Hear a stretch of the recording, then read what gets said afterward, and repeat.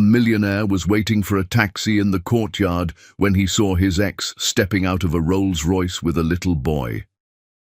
Hi, my beautiful family. Welcome back to Mr. Peter Stories, your own family story channel.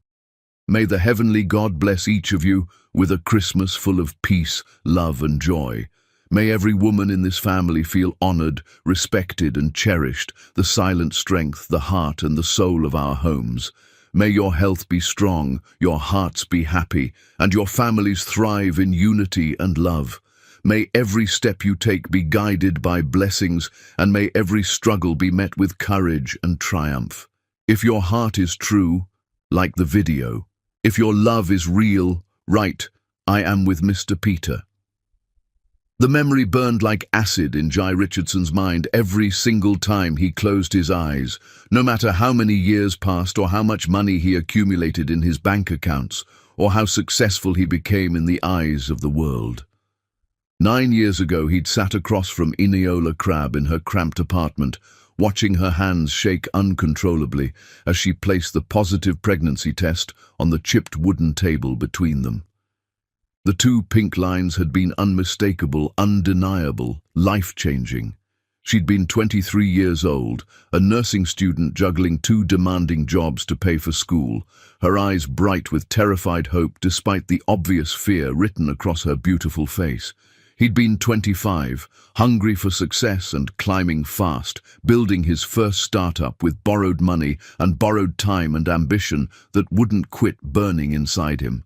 "We can make this work," she'd whispered across the table, reaching for his hand with trembling fingers that desperately needed reassurance and comfort. "I love you, Jai. We can figure this out together. I know it's scary, but we can do this. I really believe in us." He'd pulled his hand away from hers like she'd burned him with hot iron. The look of devastation on her face when he did that still haunted him in quiet moments when he was alone. "I don't want this situation at all." The light in her eyes had flickered and died instantly. "What do you mean? What are you saying to me?" "A baby destroys everything I'm building right now." He'd thrown an envelope of cash on the table between them, $5,000 he could barely afford to give away, but felt generous offering at the time. "Get rid of it or keep it. Either way, I'm done with this situation completely. Don't contact me again after today." "Jai, please." Her voice had broken into pieces. She was crying now, tears streaming down her face as one hand moved protectively to her still flat stomach. "I love you so much. We can figure this out together. We can make it work somehow. Please don't do this to us. I don't love you enough to sacrifice my future for this mistake we made." He'd stood up from the table, grabbed his jacket from the back of the chair, headed for the door without looking back at her crumbling expression. "Take the money. It's more than generous. It's more than most men would give in this situation. Don't leave me." She'd been sobbing now, standing up from the table, reaching for him with desperate hands that grasped at nothing but air. "Please don't leave us. I'm begging you. Please stay with us." He'd walked out without looking back even once. He'd heard her collapse behind the closed door, heard her crying so hard she couldn't catch her breath properly, heard her call his name one more time with desperate hope in her voice, and he'd kept walking to his car in the parking lot below, drove away from that apartment complex without a backward glance, blocked her number on his phone that same night before she could call and beg, erased her completely from his life like she'd never existed, like they'd never loved each other, like she wasn't carrying his child inside her body at that very moment. 9 years later, Jai Richardson stood in the elegant courtyard of the Belmont Grand Hotel, waiting for a taxi that was taking far too long to arrive on this particular afternoon. He wore a custom suit that cost more than Eniola's entire apartment had been worth back then. His watch was worth more than a decent car. His net worth had 8 figures attached to it, and growing daily through smart investments. He was a success story. The kind of person business magazines wrote glowing profiles about with genuine admiration. Self-made millionaire before 30, tech investor with a supposedly golden touch. Philanthropist, according to the carefully crafted press releases his publicity team wrote and distributed to eager media outlets. He was also completely hollow inside, empty in every way that truly mattered to a human being. successful and utterly, devastatingly alone in the world. The Rolls-Royce pulled up to the hotel entrance like something from an impossible dream or expensive movie production. Midnight black, gleaming under the afternoon sun. The kind of vehicle that made everyone in the busy courtyard stop what they were doing and stare with open admiration and envy. The hotel doorman rushed forward eagerly to assist. The professional driver stepped out with practiced precision, walked smoothly around the vehicle, opened the rear door with white-gloved hands. A woman emerged from the back seat like royalty stepping onto a stage. Jai's heart stopped beating completely in his chest. She was absolutely breathtaking, devastating in her beauty and power. Designer suit that fit like it had been custom-made specifically for her body, which it probably had been. Hair styled perfectly in elegant waves, makeup subtle and clearly expensive and professionally applied. She moved with the kind of genuine confidence that came from real power and success, from knowing exactly who she was and what she was worth in this world. Diamond earrings caught the afternoon light and sparkled brilliantly. Her heels were red-soled Louboutins that clicked on the stone. Her handbag was leather that probably cost several $1,000s without anyone blinking. But it was her face that destroyed him completely and utterly. Eniola.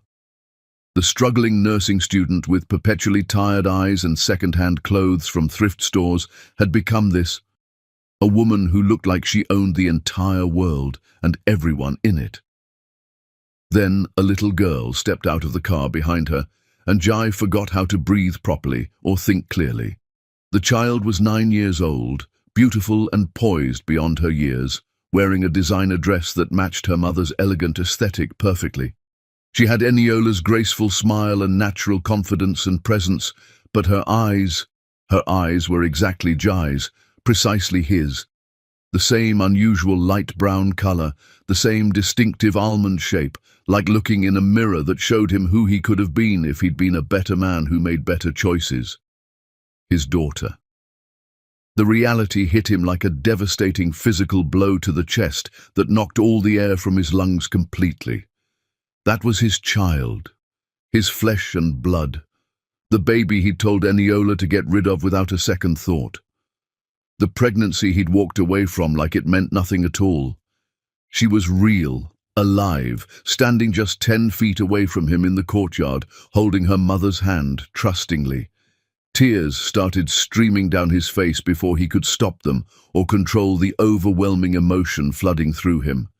He tried to take a step forward, tried to speak, tried to say something, anything at all, but nothing came out of his frozen throat.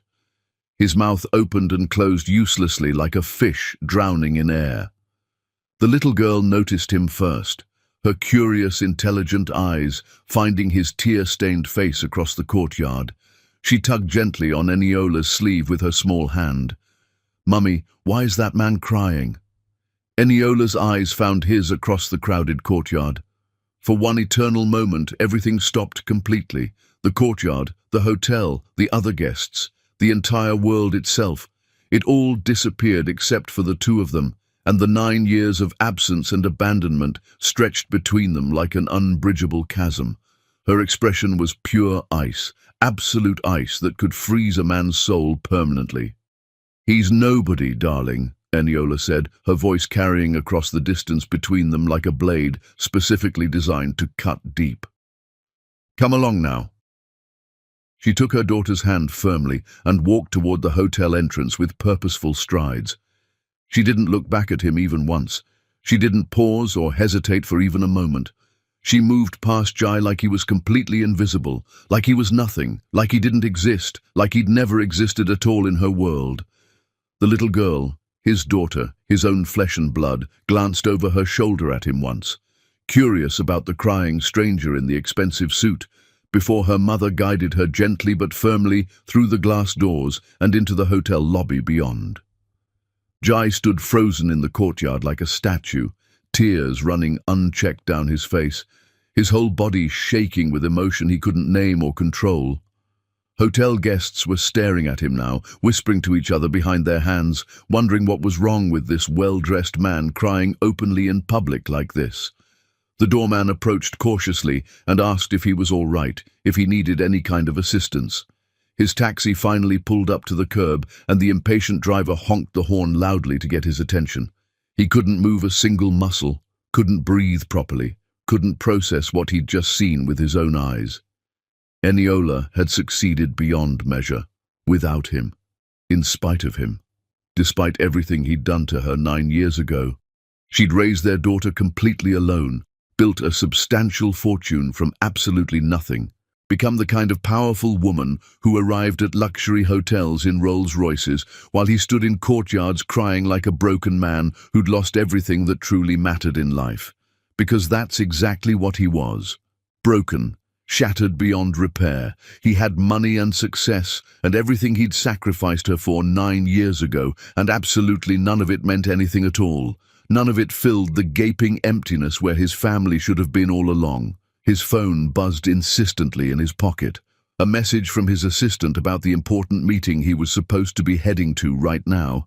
The investment deal worth several $1 million, the glittering future he'd built by walking away from Eniola and their unborn child 9 years ago.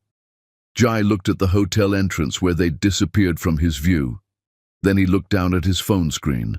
Then back at the hotel entrance. For the first time in 9 long years, he made the right choice instead of the selfish one. He cancelled the meeting with a brief text message, cancelled everything on his packed calendar, walked into the hotel lobby on shaking legs and asked the front desk clerk a simple question that would change absolutely everything. The woman who just checked in, the one with the little girl, can you tell me her name? The desk clerk looked uncertain, professionally trained not to give out confidential guest information to strangers. Sir, I'm not permitted to give out guest information. Please! Jai's voice broke completely, shattered. Please, I just need to know her name. It's extremely important. Maybe something in his desperate face convinced her. Maybe she saw the raw pain in his eyes. Maybe she was just a kind person who recognized genuine human need when she saw it standing in front of her. Miss Crabbe, she said quietly, glancing around to make sure her manager wasn't watching this exchange. Miss Eniola Crabbe. She's staying in the penthouse suite for the week with her daughter. Jai thanked her with genuine gratitude and walked to the elevator bank, rode it to the top floor with his heart pounding violently in his chest, stood outside the penthouse door for 20 full minutes, hand raised to knock, completely unable to do it. What could he possibly say? What words existed in any language that could bridge 9 years of abandonment and pain? He lowered his hand slowly, turned away from the door, rode the elevator back down to the lobby, feeling defeated. But he didn't leave the hotel like he should have. He checked into a room on the floor below the penthouse, cancelled his flight home, cleared his entire calendar for the foreseeable future. Because Eniola was here. His daughter was here. And for the first time since he'd walked out of that tiny apartment 9 years ago, Jai Richardson was going to do the right thing, even if it destroyed him completely, even if she never forgave him, even if his daughter never called him father. He was going to try to make this right. Chapter 2. The cost of everything. Jai didn't sleep that night in his hotel room. He couldn't. Sleep was completely impossible. He sat in the darkness with his laptop open, searching desperately for everything he could find about Eniola Crabbe and the extraordinary life she'd built without him over these 9 years. What he discovered made him physically sick with overwhelming shame and regret. She'd finished nursing school while pregnant with their daughter. The articles and interviews mentioned it casually, like it was some minor impressive detail worth noting, but Jai could vividly imagine what that had really meant for her. Studying for difficult exams while dealing with severe morning sickness that made her miserable. Clinical rotations in hospitals while her body changed and grew uncomfortably. Finals while 9 months pregnant and terrified about the future looming ahead. After their daughter was born, she'd worked 3 different jobs simultaneously to support them both and keep a roof over their heads. Overnight shifts as a hospital nurse, coming home exhausted. Weekend shifts at a busy medical clinic when other people were relaxing. Freelance medical transcription work during whatever hours remained in the day. She'd lived in a one-bedroom apartment in a rough neighborhood where the baby had slept in a converted dresser drawer because Eniola couldn't afford to buy a proper crib on her meager combined wages.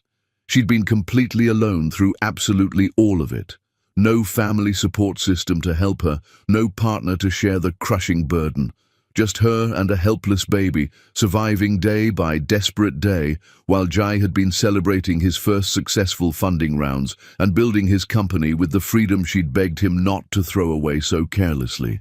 Then, according to a detailed profile in a tech industry magazine he found, when their daughter was 2 years old, Eniola had invented something genuinely revolutionary that changed healthcare.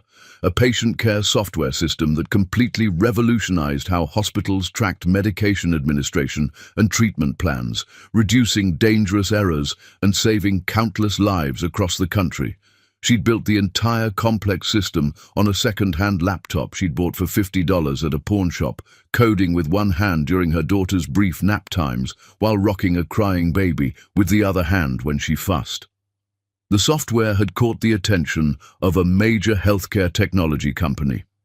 They'd offered to buy it for an amount the article described as substantial, but didn't specify exactly. Eniola had taken that money and started her own company, Crab Medical Solutions. Within 5 years, she'd built it into an empire that employed people and saved lives. Now she was worth $50 million according to the most recent estimates he could find. She employed hundreds of people across multiple countries. She'd been featured in Forbes, in Time magazine, in every major business publication as the ultimate self-made success story that inspired others. Every single article mentioned she was a single mother raising her daughter alone. None of them mentioned Jai's name or existence anywhere. He'd been completely erased from her narrative, written out of the story entirely, which is exactly what he deserved for what he'd done to her. He found photographs of her at charity galas and business conferences, always alone or with their daughter beside her looking proud. No husband visible anywhere, no partner holding her hand, no one supporting her. She'd done absolutely everything by herself through sheer determination. Then, deep in his searching, he found the obituary that made him break down completely. Eniola's mother had died 2 years ago, breast cancer that had spread before they caught it. The funeral notice listed Eniola and her daughter as the only surviving family members. Jai put his head in his hands at his hotel room desk and wept like a child. Eniola had lost her mother, the only family she'd had in the world, and she'd gone through that devastating grief entirely alone, because Jai hadn't been there to support her through it, because he'd abandoned her 9 years earlier and never looked back. At midnight, still searching obsessively through every page he could find, he discovered why they were at the hotel this particular week. Eniola's daughter had a birthday coming up in 2 days. She was turning 9 years old. They were staying at the hotel for a birthday weekend celebration, just the two of them, because Eniola made absolutely sure her daughter had everything beautiful, even though she herself had no one to share her life with or celebrate her own successes. Jai looked at photographs of his daughter that he found online, candid shots from Eniola's carefully private social media accounts that she rarely updated. The girl was beautiful beyond words, smart, according to the captions Eniola wrote with obvious maternal pride, top of her class academically, loved science and reading and astronomy, wanted to be a doctor like her mother had once trained to be before circumstances changed everything for her. His daughter, Kerry, that was her name. Kerry Crab. She didn't have his last name. She had Eniola's surname only, because he'd given up any right to be her father the moment he'd walked out of that apartment and blocked Eniola's desperate phone calls, begging him to reconsider. At 3 in the morning, exhausted but unable to sleep even for a moment, Jai made a decision that felt simultaneously terrifying and necessary. He couldn't undo the past no matter how desperately he wished he could. Couldn't take back the abandonment, couldn't erase 9 years of pain and absence. But he could try to be better now in the present. He could try to prove he'd changed, even though he probably hadn't really, even though he was probably still the same selfish coward who'd chosen ambition over love and family without hesitation. But he had to try. He owed them that much at the very least. The next morning, operating on no sleep and pure desperate determination, he waited in the hotel lobby starting at 8 o'clock. At 9 o'clock exactly, Eniola and Kerry came down for breakfast. Kerry wore a cheerful yellow dress and carried a thick book about astronomy under her small arm. Eniola wore casual clothes that still somehow looked expensive and elegant, her hand positioned protectively on her daughter's shoulder as they walked together through the lobby. Jai stood up from where he'd been waiting anxiously for over an hour, took 3 shaking steps toward them across the marble floor. Eniola saw him immediately. Her expression didn't change at all, but her hand visibly tightened on Kerry's shoulder in an unmistakable protective gesture. "Miss Crabbe," Jai said, his voice shaking badly, "please, I just need to talk to you for—" "You have 5 seconds to walk away from us," Eniola said with perfect calm, "or I will call security and have you removed from this hotel immediately." Kerry looked up at her mother with confused eyes. "Mummy, what's wrong? Who is this man?" "Nothing's wrong, darling." Eniola's voice was gentle and warm with her daughter, pure ice, when she looked back at Jai standing there desperately. "This man was just leaving. He made a mistake approaching us." "Please," Jai tried again, desperation making him bold enough to keep trying. "I know I don't deserve anything from you, but—" 4 seconds remaining. Kerry was staring at him now with those eyes that were exactly like his own, studying him carefully. "Mummy, why is he crying again? Is he the same man from yesterday in the courtyard?" Again. She remembered him from the courtyard encounter. His daughter remembered the crying stranger. "Yes, darling, because he's sad about choices he made long ago," Eniola said, still looking directly at Jai with those cold, emotionless eyes. "And his sadness is entirely his own fault. Come along, Kerry. Let's have our breakfast now." "Wait." Jai reached out instinctively, not to touch them, but just to stop them from walking away before he could explain. "Please, Eniola, I just want to talk for 5 minutes. Just 5 minutes of your time. Please hear me out." Eniola finally stopped walking, turned fully to face him.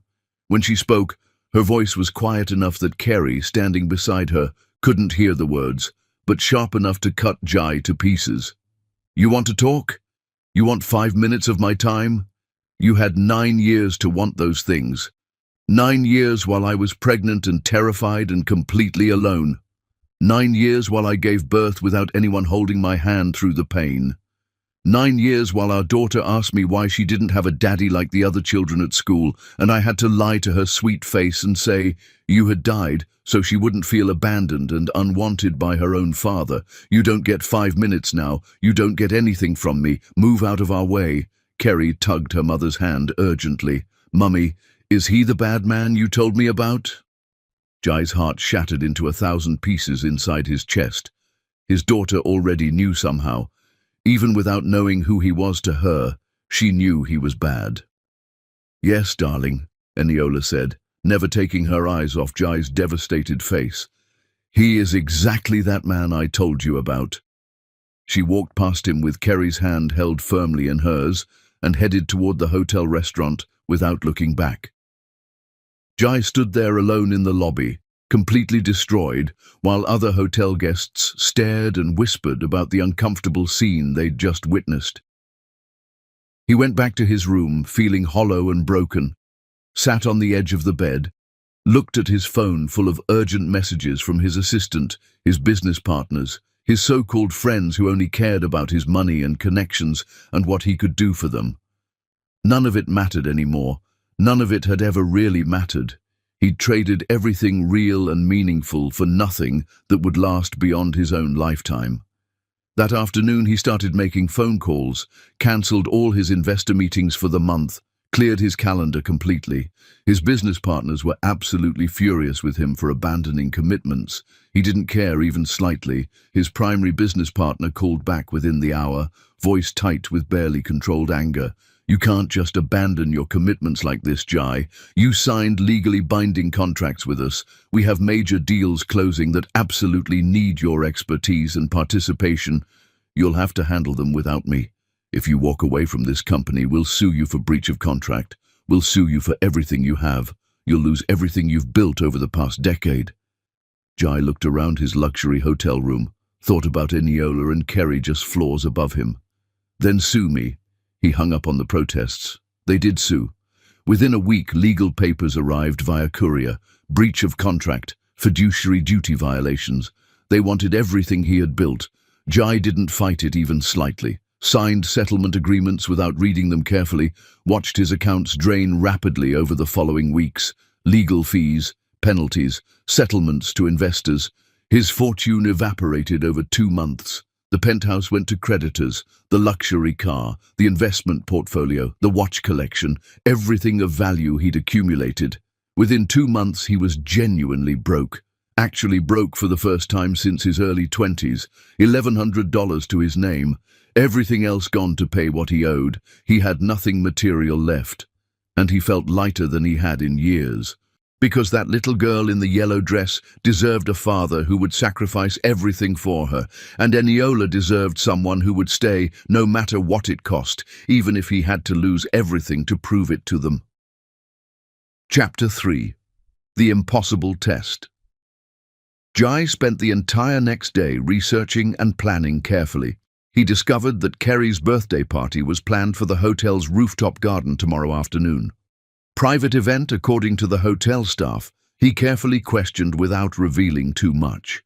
Just Eniola and Kerry celebrating together, because Eniola didn't trust easily after what she'd been through and kept their personal life carefully protected from the world and prying eyes. He didn't even consider crashing the party for a moment.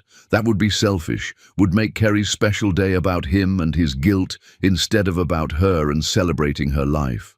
Instead, he made strategic phone calls and did thorough research into what would actually help. He found out that Eniola volunteered regularly at St. Catherine's Children's Hospital every month, bringing medical supplies the hospital couldn't afford and reading to sick children who had no visitors to brighten their days. Jai contacted the hospital administration directly with a proposal, made an anonymous donation.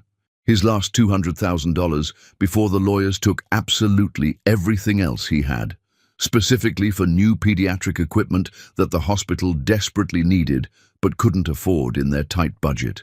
He requested the equipment be delivered during Eniola's next scheduled visit with a simple card attached that said only, "For the children who deserve better than I gave my own child." He sent flowers to Eniola's penthouse suite. Not roses, which would have been inappropriate and romantic and completely tone-deaf. Simple daisies, which he'd learned were Kerry's favorite flower, according to a photo caption he'd found during his research the night before. The note he included read, "I don't deserve forgiveness from either of you. I don't deserve a conversation or your time or your attention, but Kerry deserves to know her father wanted to become better than he was. If you'll let me prove it through my actions instead of empty words, I'll spend the rest of my life trying to earn that chance." He didn't expect any response to any of this. Didn't expect anything at all, really. At midnight, his phone rang unexpectedly. Unknown number displayed on the screen. "Lobby, right now." Eniola's voice, sharp and commanding. Then she hung up immediately without waiting for his response. Jai was downstairs in 90 seconds, still wearing the sweatpants and t-shirt he'd been sitting in. His hair was a complete mess. He looked desperate and pathetic, which he absolutely was.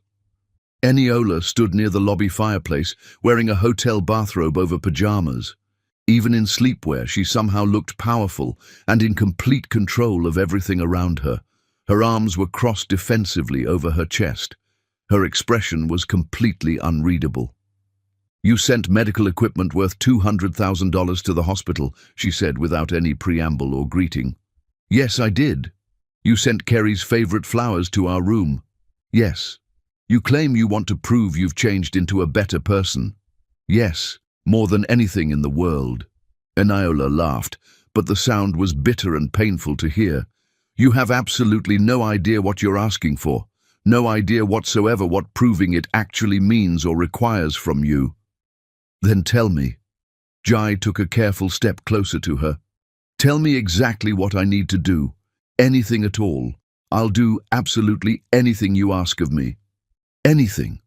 Eniola's eyes were hard as diamonds.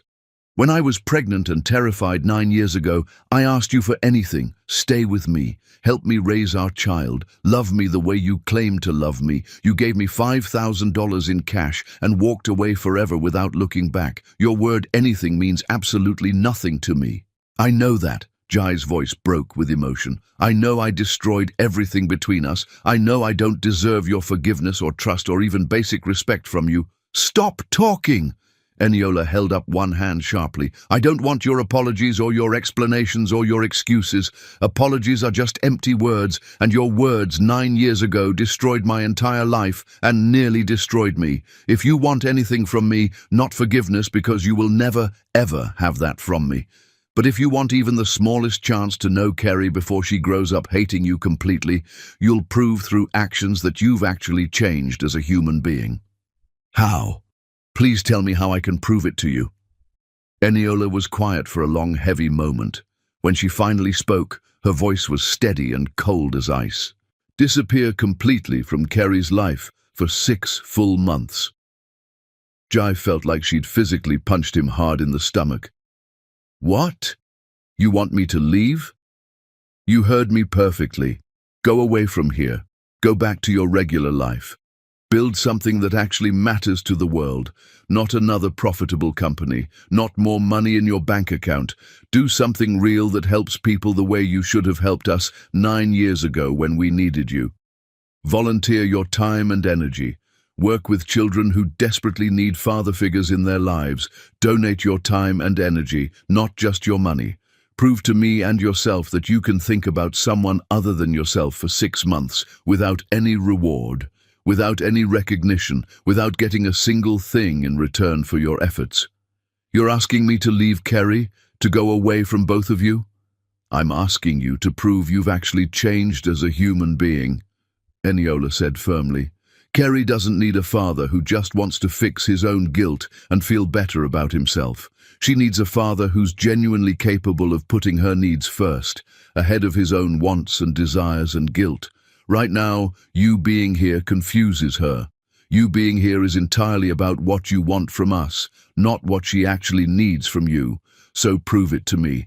Prove you can sacrifice what you desperately want for what's actually right for her well-being. Jai stared at her, understanding slowly dawning on him. She was testing him. Testing whether he could do the hard thing, the truly selfless thing, instead of the easy, selfish thing he'd always done before in his life. If I do this, he said slowly and carefully, if I stay completely away for 6 months and do everything you're asking, will you let me meet her properly? Really meet her as her father? If you actually do it successfully, Eniola said, if you genuinely prove you can put someone else first for 6 consecutive months, we'll have a conversation about next steps. That's all I'm promising you right now, a conversation, nothing more than that. And if I refuse your test, if I say I want to meet Kerry now, today, immediately, Eniola's expression didn't change at all. Then I'll get a restraining order against you immediately. I'll make absolutely sure you never see either of us again for the rest of your life. I have excellent lawyers, Jai, expensive ones who win cases. I have money and power and complete moral high ground in this situation. You abandoned your pregnant girlfriend and your daughter. No court anywhere will side with you over me in any dispute. She was completely right about all of it. He had no legal standing whatsoever, no moral standing, nothing to stand on. 6 months, he said quietly, letting it sink in fully. I stay completely away from you and Kerry for 6 full months. I volunteer helping others. I help people who genuinely need it. I prove I can be genuinely selfless instead of selfish. Yes, exactly that. And then you'll let me try to be her father? I'll let you try to earn that right, Eniola corrected sharply. Being a father isn't something you just automatically get because of biology and genetics. It's something you earn through your actions every single day of your life. Jai nodded slowly, tears streaming down his face again, but he didn't bother wiping them away this time. Okay, he whispered. Okay, I'll do it. I'll prove it to you. Eniola studied him for a long, searching moment.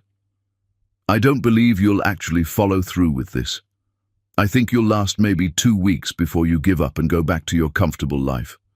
I think you're still fundamentally the same selfish man who walked away from his responsibilities 9 years ago. But I'm giving you this one chance because Kerry saw you crying in the courtyard and asked me questions about you, because she's a genuinely kind child with a good heart, and kind children naturally wonder about sad people they see. I'm doing this entirely for her benefit, not for yours at all. I understand completely. Do you really? Eniola's voice turned razor sharp. Do you understand that I will never forgive you for what you did to us? Do you understand that even if you do this perfectly, even if you prove you've changed, the very best you'll ever get from me is basic tolerance of your presence? Do you understand that I loved you once with my whole heart, and you killed that love completely and permanently when you walked out that door? Each word was a knife, stabbing into him repeatedly. Jai took them all without flinching. I understand, he said. I don't deserve your forgiveness. I just want the chance to give Kerry what I should have given her from the very beginning. A father who stays, a father who shows up, a father who loves her unconditionally. Eniola turned to leave, then paused with her hand on the elevator button. The medical equipment donation, the flowers. Don't do things like that for me or to impress me or manipulate me. Don't try to buy your way back into our lives with money. If you're going to genuinely change as a person, change because it's the right thing to do, not because it gets you something you want in return. The donation wasn't for you, Jai said quietly but firmly. It was for the children in that hospital. Children who deserve better care than I gave my own daughter. Something flickered briefly in Eniola's eyes. Not forgiveness, not softness or warmth, but maybe, just possibly, a tiny crack in the thick wall of ice. 6 months, she said, starting right now this moment. Don't contact me.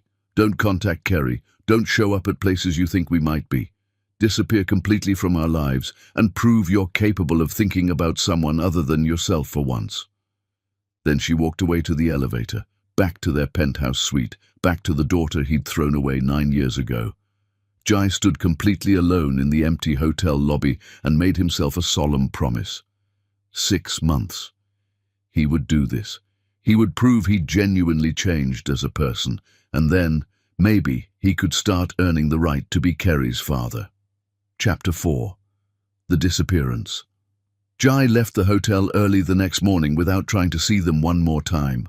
He flew home to his city, feeling hollow and determined simultaneously. Walked into his massive penthouse apartment, except it wasn't his anymore at all. The creditors had already seized it during the lawsuit settlement. His belongings were packed in cardboard boxes in the hallway.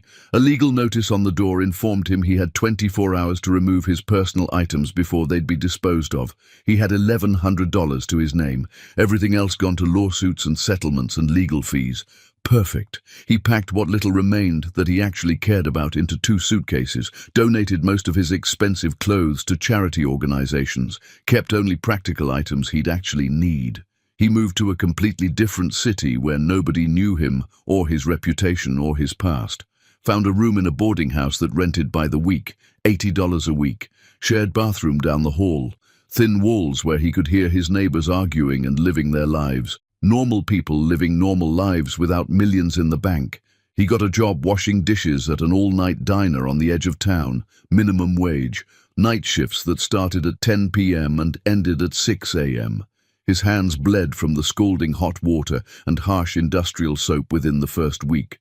His back ached constantly from standing for 8 hours straight without breaks. He came home at dawn, smelling like grease and desperation and other people's leftover food. It was the most honest work he'd done in years, maybe ever. During the day, when he should have been sleeping to recover, he volunteered instead. St. Joseph's Children's Hospital desperately needed volunteers for their pediatric ward. Jai applied and went through extensive background checks and training over several weeks.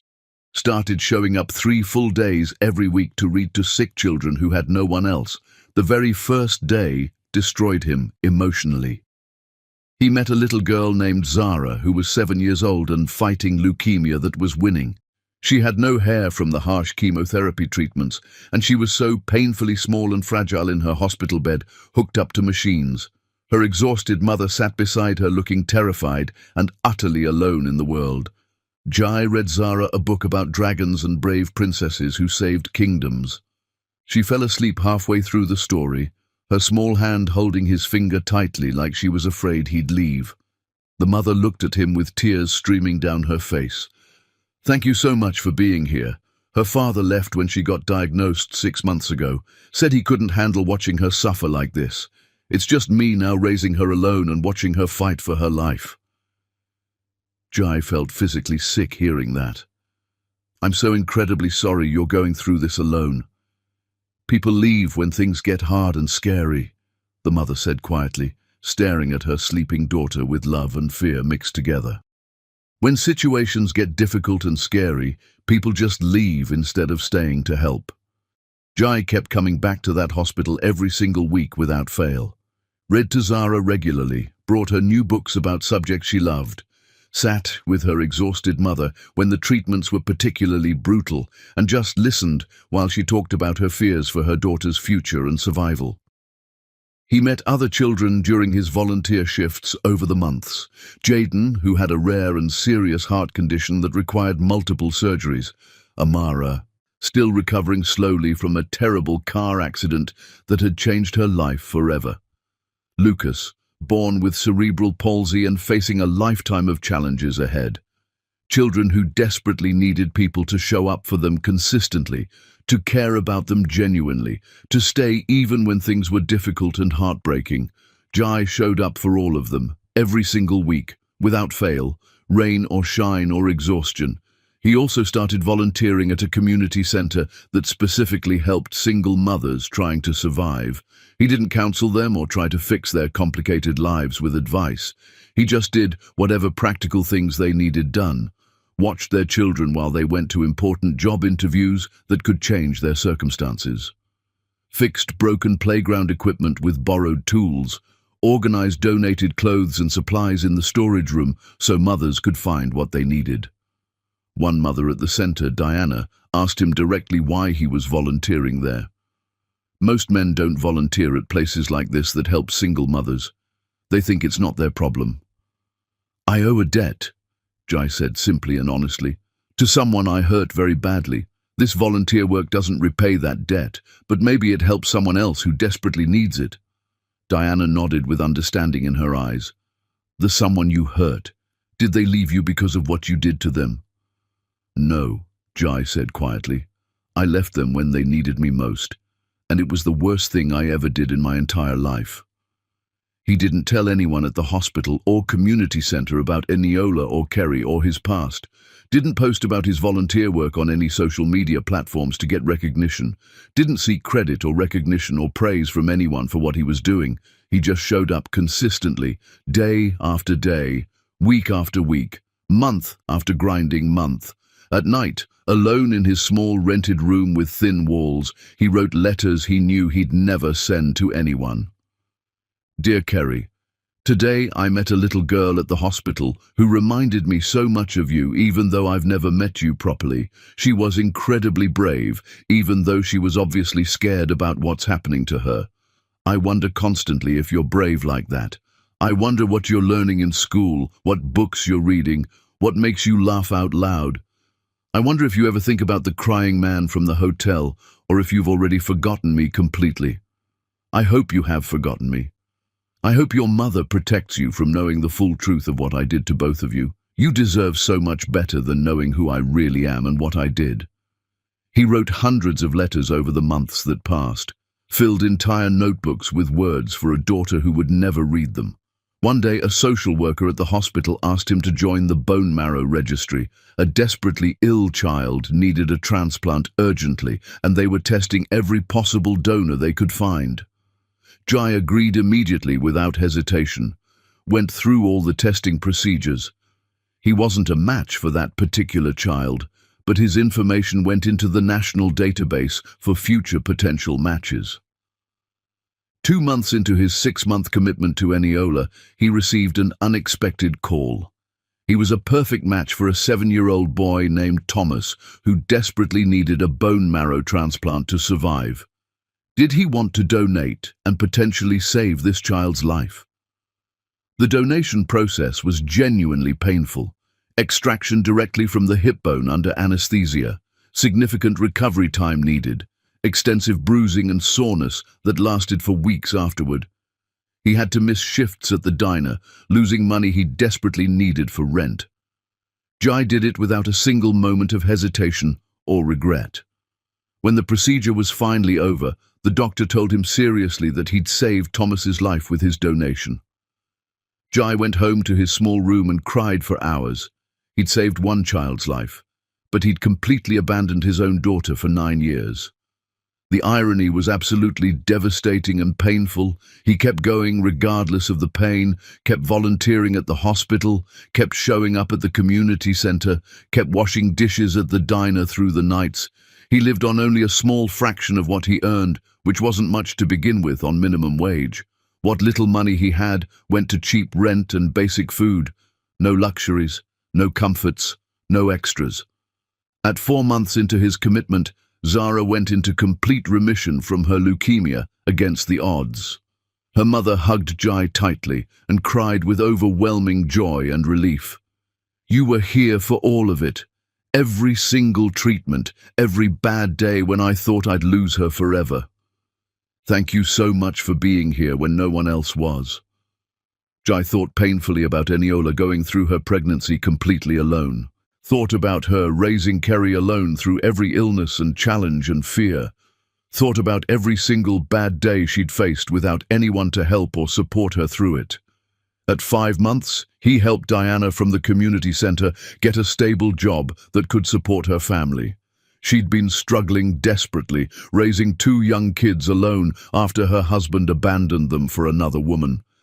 Jai connected her with a good employer who was willing to give her a chance, wrote a strong recommendation letter highlighting her strengths, helped arrange reliable childcare during her training period so she could focus. "Why are you helping me like this?" she asked with genuine confusion. "You don't even really know me at all." "Because someone needed my help desperately 9 years ago, and I didn't give it to them when they needed me most," Jai said honestly. "I can't fix that terrible mistake I made, but I can try to be better now in the present." At exactly 6 months to the day, Jai looked at himself in the bathroom mirror. He'd lost noticeable weight from stress and long volunteer shifts and not eating enough, had dark circles under his eyes from chronic exhaustion. His expensive clothes were long gone, replaced with simple jeans and t-shirts from discount stores. He looked tired, worn down, completely different from the man he'd been 6 months ago. He felt different too, deep inside where it mattered.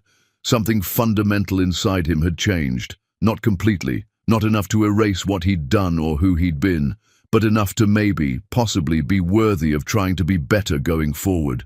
He pulled out his phone, called the number he'd saved 6 months ago but had never once used during his commitment. Eniola answered on the 3rd ring. "Hello? I did exactly what you asked of me," Jai said quietly but clearly. "I stayed completely away from you and Kerry for 6 full months. I worked at St. Joseph's Children's Hospital volunteering with sick kids. I donated bone marrow to a child who desperately needed it to survive. I helped single mothers at community centers. I lived in a tiny boarding house washing dishes for minimum wage to survive. I didn't post about any of it on social media, didn't seek any credit or recognition from anyone. I just did the work you asked me to do." Silence on the other end of the line. "I'm not asking for your forgiveness," Jai continued carefully. "I'm asking for a chance to meet my daughter properly, to try to be her father in whatever way you'll allow. Please give me that chance." More heavy silence that stretched.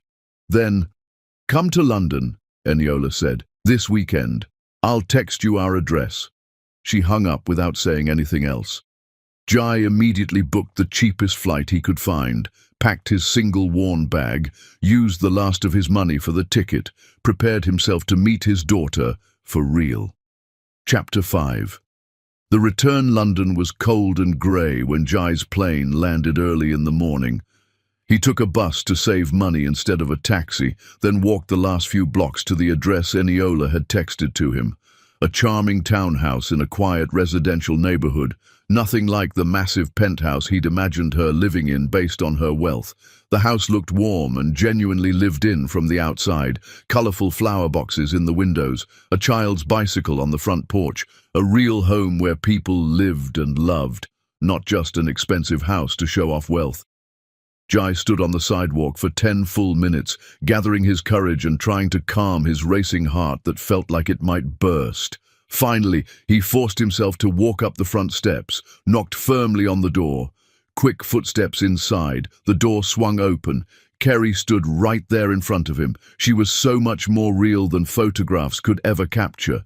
9 years old, wearing comfortable jeans and a sweater with a dinosaur design on it. Her hair was styled in 2 neat braids. She wore glasses now that made her look even smarter. Her eyes, his exact eyes, studied him carefully and thoughtfully. "You're the man from the hotel," she said with certainty, "the one who was crying in the courtyard." Jai's throat completely closed up. He couldn't speak or breathe properly. Kerry called over her shoulder into the house, "Mummy, he's here now." Eniola appeared behind her daughter in the doorway. She looked different here too, more relaxed somehow, softer around the edges. This was her real life, not the powerful CEO persona she showed the business world. This was her at home with her daughter. "Kerry," Eniola said gently, placing a protective hand on her daughter's shoulder, "this is Jai Richardson. He's your biological father." Kerry's expression changed instantly, hardened noticeably. She looked him up and down carefully, this man she'd been told was dead for most of her young life, then told was bad, now being introduced as her father. "You're my dad." Her voice was completely flat and emotionless. Jai knelt down slowly so they were at eye level with each other. "Yes, and I'm so sorry, Kerry, for everything." "Sorry for what specifically?" "For leaving your mother when she was pregnant with you, for not being there when you were born, for missing every birthday and every day of your life, for everything I should have done and didn't do." Kerry stared at him intensely. Then, in a voice far too mature and cold for a 9-year-old child, she said precisely, "Sorry doesn't fix what you did to us." She turned sharply and walked back into the house, leaving Jai kneeling alone on the doorstep. Eniola sighed deeply. She's been practicing that exact line for weeks. She's very prepared for this moment. "Come inside." The house was beautiful inside in a warm, lived-in way. Photographs everywhere on every wall. Kerry as a tiny baby, as a smiling toddler, at various school events, at birthday parties with friends. A whole complete life that Jai had missed entirely, captured in frames. Kerry sat on the living room couch with her arms crossed defensively, glaring at him with open hostility. Eniola gestured for Jai to sit in the chair across from Kerry. "Kerry wanted to meet you today, against my strong advice, but she insisted on it." "I can speak for myself perfectly well," Kerry said sharply to her mother. "I wanted to see if you were actually real, if you were genuinely sorry, or if Mummy was right that you just feel guilty and want to feel better about yourself." Jai looked at this small, fierce, brilliant girl who was his daughter. "I do feel guilty. I absolutely should feel guilty. What I did to you and your mother was completely unforgivable." "Then why are you here?" "Because even though I don't deserve it, I want to try to be your father, if you'll let me try." Kerry studied him with those intelligent eyes. "Mummy said you left when she told you she was pregnant. You didn't want me to exist." "That's completely true." "She said you gave her money and walked away and never came back. That's also completely true." "She said she cried for weeks and you never answered her calls or messages." Jai looked over at Eniola. She was watching this exchange with careful, protective eyes, ready to intervene if Kerry needed her. "All of that is true," Jai said quietly to Kerry. "I was selfish and scared, and I made the worst choice I possibly could have made. I hurt your mother terribly. I hurt you before you were even born. I'm so sorry, Kerry. Kerry's eyes filled with tears that she angrily tried to blink away. I used to ask Mummy constantly why I didn't have a dad like other kids. She told me you had died. I believed her completely until I was 7 years old. Then she sat me down and told me the real truth, that you were alive and you just didn't want us. Kerry! Eniola started to intervene. No, Mum, I need to say this to him. Kerry wiped her eyes angrily with the back of her hand. I cried when she told me the truth. I cried for days because my dad was actually alive somewhere and he just didn't want me. Do you have any idea what that feels like? What it's like to know your own father chose not to be in your life? Jai was crying too now, tears streaming down his face. I can't imagine how painful that must have been for you. I'm so sorry. Everyone at my school has dads. They have dads who come to school plays and sports days and pick them up after school. I have Mum, and Mum is absolutely amazing and I love her more than anything, but I always wondered why you didn't want me. What was wrong with me that made you leave? Nothing, Jai said firmly and clearly. Nothing was wrong with you at all. Everything was wrong with me. I was the problem, not you. You are perfect. Kerry stood up abruptly. You can't just show up now after 9 years and be my dad like nothing happened. You can't just say sorry and make everything okay. I know that. I don't even know you at all. I know. And I don't think I want to know you. That hurt worse than anything else possibly could. But Jai nodded with understanding. That's completely your choice to make, and I respect it. Kerry looked genuinely surprised that he agreed instead of arguing with her. She'd clearly expected him to push or demand or try to force a relationship. But, Jai added quietly and carefully, if you ever change your mind, even a little bit, I'll be here. I'll wait as long as it takes. And I'll prove to you through my actions that I've changed, even if you never forgive me. Kerry stared at him for a long, searching moment. Then she ran upstairs quickly.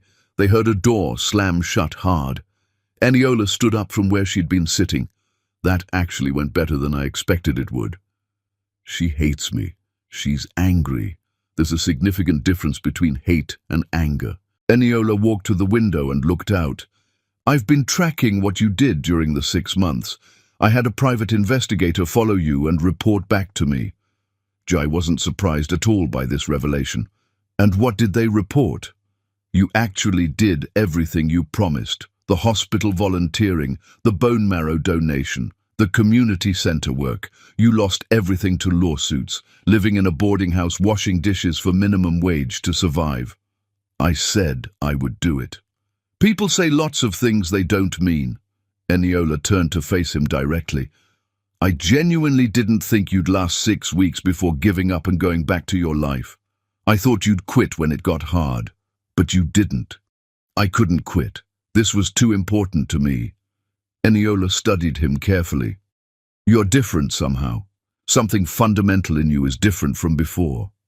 I hope so. I'm trying to be. They stood in heavy silence for a moment.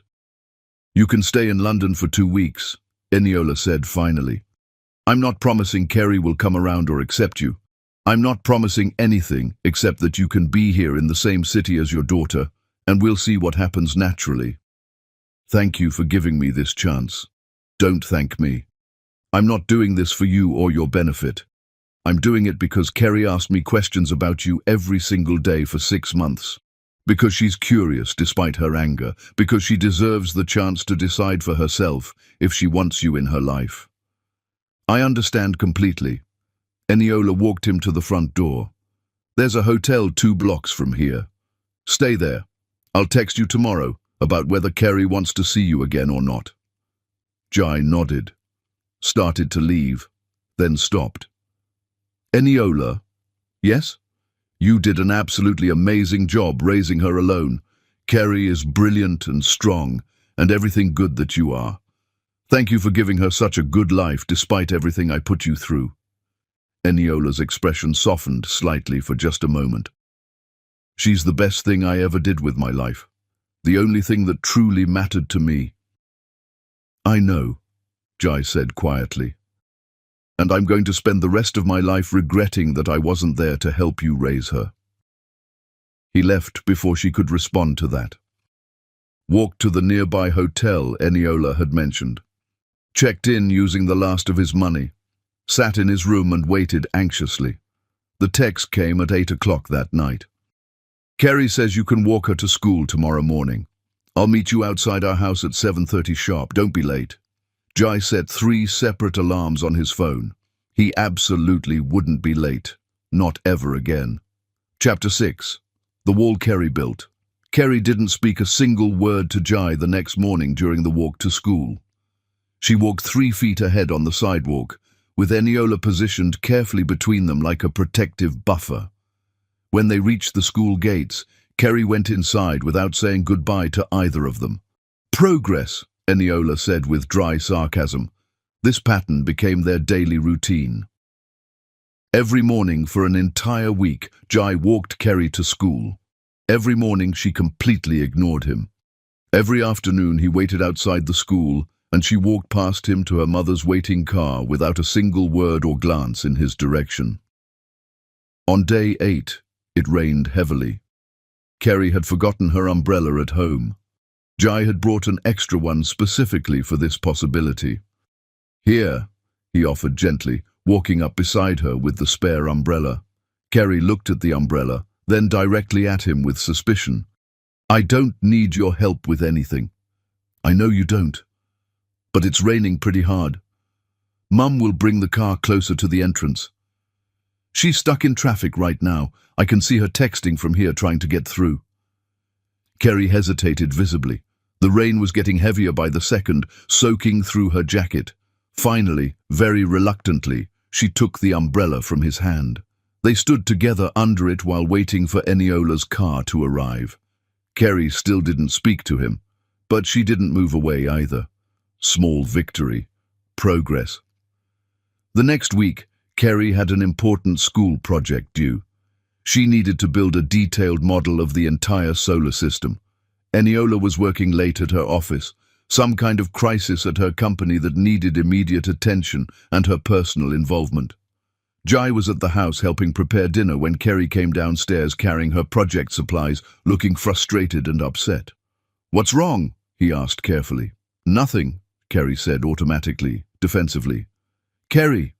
Eniola's voice came from her home office where she was on an urgent video call. If Jai can help you, let him try. Kerry looked at Jai with deep suspicion. Do you actually know anything about planets and space? I know about failing at things and trying again until you get it right, Jai said honestly, which seems pretty relevant to this situation right now. Kerry almost smiled. Almost. The corner of her mouth twitched slightly. Fine, you can help, but don't mess anything up. They worked together at the kitchen table for over 2 hours. Kerry was incredibly meticulous and perfectionist, just exactly like her mother. She had very specific ideas about how everything should look and be arranged. Jai followed her detailed instructions exactly, handed her supplies when she needed them, held pieces steady while she carefully glued them together, let her lead the entire project completely. After 2 focused hours, the model was finally done. It was genuinely beautiful, scientifically accurate and creatively designed, and exactly what Kerry had envisioned in her mind. She looked at it with obvious satisfaction. It's actually good. It's better than good. It's great, Jai said sincerely. You're really talented at this kind of work. Kerry packed up her remaining supplies carefully and methodically. Thanks for helping, Mr. Richardson. Mr. Richardson, not Dad, but not nothing either. Progress. Anytime you need help, Jai said. Kerry started to leave the kitchen, then turned back suddenly. Why did you really leave us? Jai took a deep breath. Because I was scared about being a father, and selfish about my career and what I wanted. I thought having a baby would ruin my life and destroy my plans. Did it ruin your life? Not having you in my life ruined everything, Jai said quietly and honestly. Everything I built without you was completely empty and meaningless. I didn't realize that until it was far too late. Kerry processed this information carefully. Mum says people who leave when things get hard are cowards. She's absolutely right, I was a coward. Are you still a coward now? I'm trying very hard not to be anymore. Kerry nodded slowly, thinking about this, picked up her completed project. I'm going to bed now. Good night, Mr. Richardson. Good night, Kerry. She went upstairs to her room. Jai sat at the kitchen table, feeling something shift inside. Not forgiveness, not acceptance, but maybe the tiniest crack in the defensive wall she'd built. Eniola came out of her home office an hour later, looking completely exhausted. Crisis finally handled. Thanks for helping with Kerry's project. I didn't do much at all. She's brilliant and knew exactly what she wanted. She is brilliant. Eniola sat down heavily across from him. She's also stubborn and angry and deeply hurting inside. I know that. She wants to forgive you. That's what kills me inside. She desperately wants to believe you've actually changed, but she's protecting herself from being hurt again. She absolutely should protect herself from me. She should. Eniola looked exhausted and sad. But I see her watching you when you're not looking, wondering if you're real and genuine, wondering if you'll actually stay this time. I'll stay. I promise you. That's what absolutely everyone says when they want something. Eniola's voice was bitter, until they decide not to stay anymore. Jai wanted desperately to argue, to promise, to swear he was different now, but words meant nothing. Only time and consistent action would prove anything. So he stayed quiet, and he showed up the next day, and the next, and every day after. 2 weeks turned into a month of this routine. Kerry stopped calling him Mr. Richardson, started calling him Jai, still not Dad, but definitely closer. She started asking him questions about his life, about where he lived now, what he did with his time, why he sold his penthouse and gave up everything. He answered with complete honesty, always. I sold it because it was empty and sterile, because I had everything money could buy and nothing that actually mattered, because I needed to change my entire life completely. Kerry seemed to understand that instinctively. She was smart enough to know that real change required real sacrifice. One day, she asked him to help her practice lines for a school play. She had exactly 3 lines to say. She was nervous about performing in front of people. Jai ran lines with her for over an hour. When Eniola came home from work, Kerry was laughing genuinely at Jai's terrible, overly dramatic reading of the other characters' parts. Eniola stopped in the doorway, watching them together. Something crossed her face, pain and hope and fear, all mixed together in a complicated expression. That night, after Kerry was asleep in her room, Eniola told Jai he could stay in London another full month. She's warming to you gradually, Eniola said, against my better judgment. I won't hurt her again. I swear to you. You can't promise that with certainty. I can try my absolute best every day. Eniola looked at him for a long time. I'm watching you every single day, every moment, waiting for you to slip, to show me you're still the same person underneath. I know you are. I would be too. And if you hurt her even once, you'll destroy me completely. I know that too, and I deserve it if I fail her. Eniola nodded slowly. Don't ever forget it. But something in her voice was slightly softer than before. The ice was melting, degree by careful degree. Real progress. Finally. Chapter 7. The Temptation. 3 months into Jai's time in London, his phone rang early one morning. Unknown number. American area code. Jai, it's Blake. His former business partner, the one who'd sued him and taken everything he had. Jai's heart started pounding hard. What do you want from me? To apologize, and to make you an offer you need to hear. Jai said nothing, waiting for the inevitable catch. We were too harsh with the lawsuits. We shouldn't have taken absolutely everything from you. You built that company with us from nothing. You deserve better than what we did to you.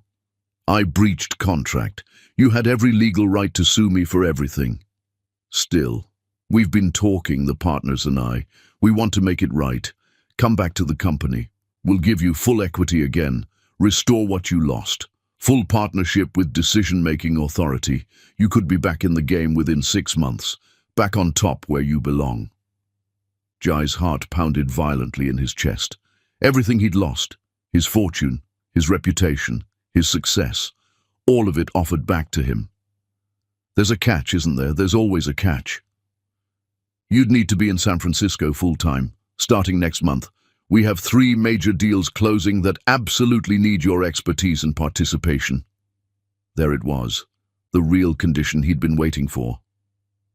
I'm in London right now. I know exactly where you are.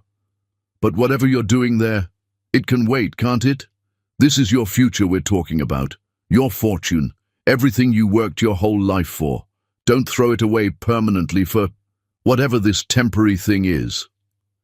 Jai looked around the tiny hotel room he could barely afford, looked at the photo of Kerry he'd saved on his phone that he stared at every night.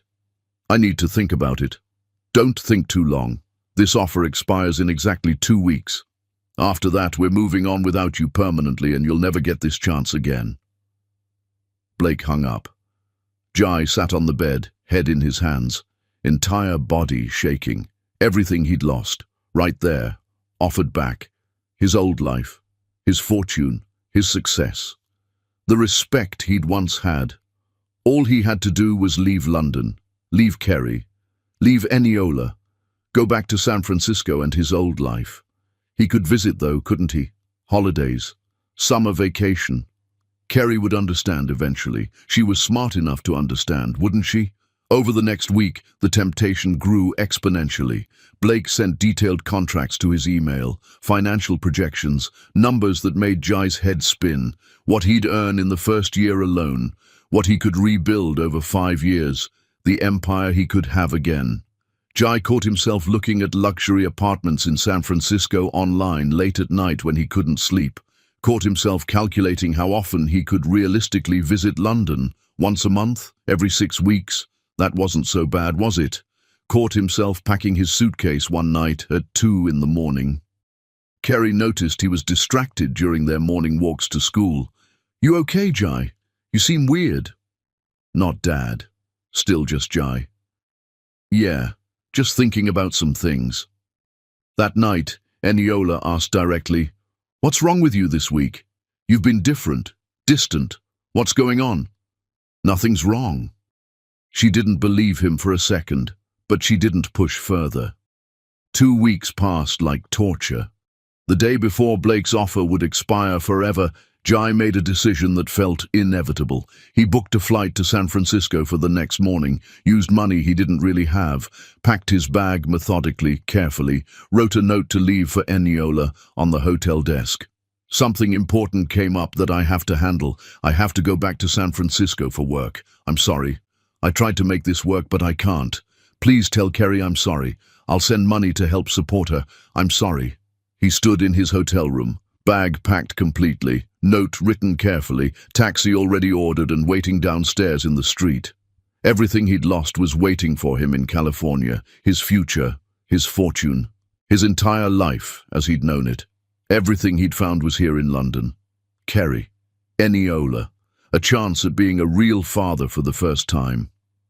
The taxi honked impatiently outside, the sound echoing in the quiet street. Jai picked up his bag with shaking hands, walked to the door with heavy steps, opened it slowly, stood in the doorway staring at the empty hallway ahead of him. He thought about Zara at the hospital, her mother sitting alone beside her bed during endless treatments. Her father, who'd left when things got hard, when his daughter needed him most. He thought about Diana at the community center. Her husband, who'd abandoned her and their kids when raising them, became difficult and inconvenient. He thought about Eniola 9 years ago, 23 and pregnant and alone and terrified. Him walking out the door without looking back even once. Her collapsing behind that closed door, crying for hours. He thought about Kerry yesterday, finally starting to warm to him slightly. Thanks for helping, Jai. He thought about her words that very first day they met. People who leave when things get hard are cowards. Jai stood frozen in that doorway for 5 full minutes that felt like hours. Then he closed the door firmly, unpacked his bag with shaking hands, tore up the note into tiny pieces and threw them in the trash, called Blake with trembling fingers. I can't take the offer. I'm staying in London. You're joking. Do you have any idea what you're walking away from? We're talking tens of millions over the next decade. You'll never get an opportunity like this again. Yeah, I know exactly what I'm walking away from, and it's not worth what I'd lose here. You're absolutely insane. You're throwing away everything you worked for your entire life for what? Some random girl you barely know? My daughter, and yeah, I am choosing her over everything else. For the first time in my life, I'm choosing right. He hung up on Blake's angry protests, sat on the bed, entire body shaking violently. He'd almost left, almost repeated the absolute worst mistake of his entire life, almost chosen money and success over his daughter again. But he'd stayed this time. For the first time in his life, he'd chosen the right thing when it was genuinely hard, and cost him everything, when it would have been so much easier to leave. He'd chosen Kerry. Chapter 8. The Long Road. The next morning, Jai showed up for the school walk like nothing had happened. Kerry noticed something different about him immediately. "You seem happier today," she observed. "I am," Jai said honestly. "Why?" "Because I made the right choice about something really important." Kerry didn't ask what choice, but she walked a little closer to him than usual that morning. Eniola's company faced another serious crisis the following week. A competitor was aggressively trying to poach her best engineers with massive salary offers. She was working brutal 18-hour days trying to keep her team together and her company stable. Jai offered to help with Kerry while Eniola handled the crisis. Eniola hesitated for a long moment, clearly uncomfortable, then reluctantly agreed. He picked Kerry up from school every day that week, made dinner using recipes he found online, helped with increasingly difficult homework in subjects he barely understood himself, put her to bed when Eniola worked late into the night at her office. One night Eniola came home at midnight to find the house clean, Kerry peacefully asleep in her bed, and food waiting for her on the kitchen counter still warm. She sat heavily at the kitchen table, looking utterly exhausted beyond words. "Thank you for doing this all week." "You're welcome." Long, heavy silence stretched between them. "I saw the flight confirmation in your trash can yesterday," Eniola said quietly, not looking at him directly. Jai's heart stopped completely. "You booked a flight to San Francisco 2 weeks ago. Then you cancelled it at the last minute." He couldn't speak, couldn't breathe properly. "Were you actually going to leave us again?" Honest, always honest, no matter how much it hurt to admit. "Yes. For about 5 minutes I was seriously considering it. I got an offer from my old partners, full partnership back, everything I lost. All I had to do was leave London and go back to San Francisco and my old life. But you didn't leave this time." "I almost did. I packed my suitcase, wrote a goodbye note to you, called a taxi to take me to the airport, stood in the doorway ready to walk out and do the exact same thing I did 9 years ago." "What stopped you this time?" "Kerry, you, remembering exactly who I was 9 years ago and absolutely refusing to be that person ever again, even when it cost me everything I'd worked for my entire life." Eniola's eyes filled with tears. "You almost left us, though." "I know, I'm sorry, but I didn't actually do it. I chose you and Kerry over my entire fortune and future and everything I'd built. This time you chose us, but what about next time something tempting comes along? There won't be a next time. I'm done choosing wrong. I'm done being that person." She wiped her eyes roughly. "I'm still so angry at you sometimes for what you did. Furious." "You should be angry. You have every right to be. And scared. Terrified you'll leave again when things get hard or when something better comes along for you." "I know you're scared. I understand. But I'm not leaving. Not ever again." More silence between them, heavy with history.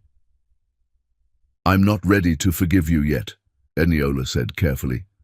"Not completely, not fully. But I'm less angry than I was before. That's enough for me. More than enough." 4 more months passed slowly. Kerry got sick, just a terrible flu, but it scared everyone because of how high her fever spiked one night.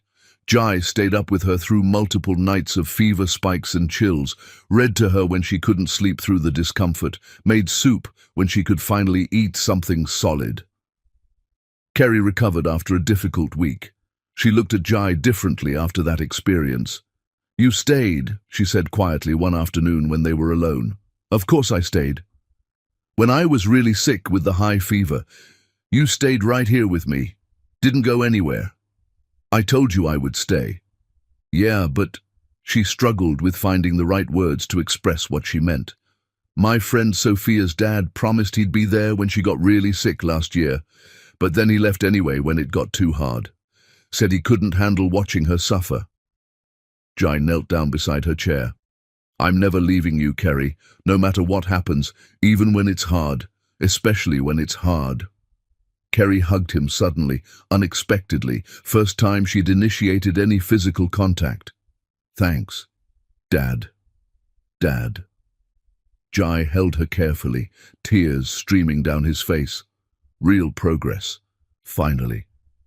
But Eniola remained distant emotionally, still polite, still appreciative of his help with Kerry, still watching carefully for him to fail.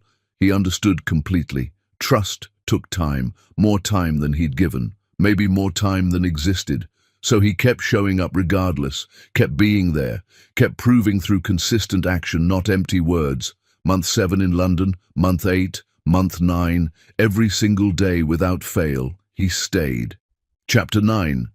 The earning 9 full months in London. Jai was genuinely broke, living entirely on his dishwashing wages from the diner back home that he'd saved, sending most of it back to America to pay remaining legal fees that still hung over him. But he'd never been happier or more fulfilled in his entire life than he was right now. Kerry called him Dad regularly now, without hesitation. Talked to him about school, friends, her dreams for the future. Let him braid her hair in the mornings before school, asked his opinion on important things in her life. But Eniola remained carefully walled off emotionally, polite, appreciative of his help with Kerry and around the house, distant. One night, Kerry was asleep upstairs in her room. Jai was washing dishes in the kitchen. Eniola came in and sat at the table with a serious expression. "We need to talk about something important." His heart sank with immediate dread. "Okay." She sat at the table. He dried his hands carefully and sat across from her. "I've been thinking a lot lately," she started carefully. "About what specifically? About you, about us, about everything that's happened over these months." Silence stretched between them, like a physical thing. "I'm still angry," she said carefully, choosing her words. "Part of me will always be angry about what you did. The abandonment, the pain. The 9 years Kerry grew up without a father who cared about her. I know, I understand that. But I'm also tired, so incredibly tired of holding on to this anger constantly. It's absolutely exhausting carrying it around every day, and it's not fair to Kerry. She deserves to have both parents in her life without feeling torn between us or guilty." Jai waited, hardly daring to breathe. "I don't trust you yet. Not completely, not fully with everything, but I'm trying to trust you. And that's real progress for me." "It is progress. Significant progress. You stayed when you had an easy out with your partners. You chose us over your entire fortune without hesitation. That means something significant to me. It's what I should have done 9 years ago."